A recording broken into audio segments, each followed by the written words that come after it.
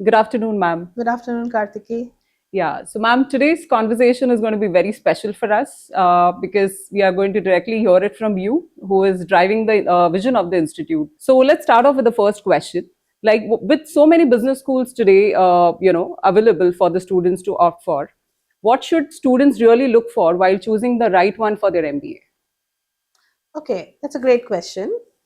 I think if you are a student in today's age and time, uh, a few filters, when you're looking at a business school for your personal journey, the first thing I'm going to say is what is the area that you are really wanting to have a career in? If you want to make a career in a functional area, which is, say, marketing, finance, or operations, if you have already made up your mind on that, then you would make a list of institutions which offer these specializations.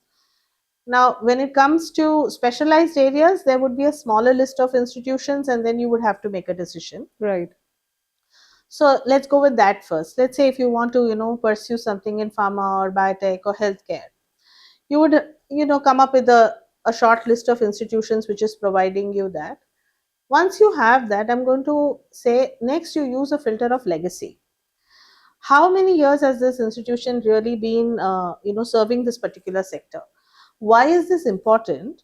Is this connects you to a whole lot of alumni who have now over a period of time achieved certain positions in that particular sector. Hmm. How does this help? Because you have alumni in different stages of their career in that industry, and therefore they will be able to tell you what is it that you should be doing when you are wanting to make a career in this sector.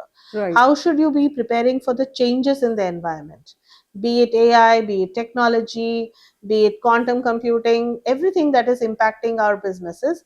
How should you look at an MBA with a different set of lens?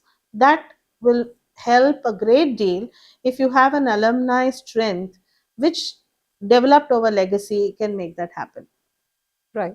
The third filter that you could, of course, use is given the sector, what are the kind of packages that are offered in that sector? So, if you look at pharma, biotech, etc., irrespective of whichever institutions, barring a few, there is a standard industry remuneration that happens. Hmm. What is the fee that you're going to be paying for pursuing a program in that particular area, and does the ROI make sense?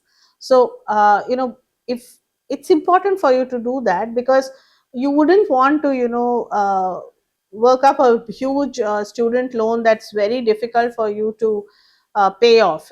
Why would you want that stress when you're wanting to make a take a step in that particular industry True. first? That's very So I important. think that Yeah. is something that students should also take a look at. Correct. I'm not saying that that should be the only factor, but certainly one of the important factors in decision making, because industry is changing, and there are a lot more MBAs out there than there were many years before. So it's going to be competitive, and therefore you have to make sure that while you're making the right choices, you are also making the right financial decisions. But if you are a student who is doing an MBA for the first time, then what really matters is the range of organizations and roles that come into the institute, Right. so that you get a good starting point when you're making your career.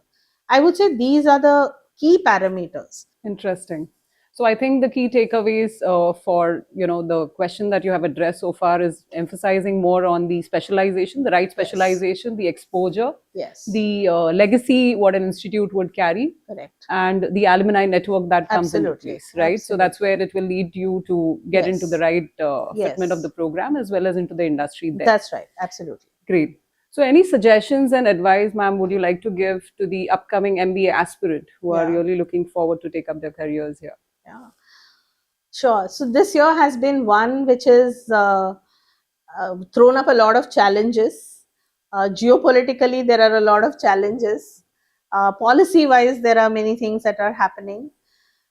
So I would say that, and also the stock markets are Yeah. troubling a lot of us. So I would say when the market is like this is perhaps the best time uh, to, before the leap, you kind of just move back a little bit, gather your capabilities, Get into a B school which arms you with whatever you need to make that jump.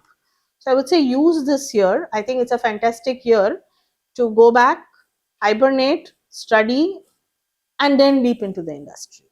That's what I would say to students and parents who are thinking about whether we should pursue an MBA this year or trying to make up your mind. That's great. Uh, Pleasure to have you, ma'am, today. Thank Thank you you, so Kartiki. It much. was It wonderful was having this it was an conversation. insightful session. Yeah. Thank you. Thank you.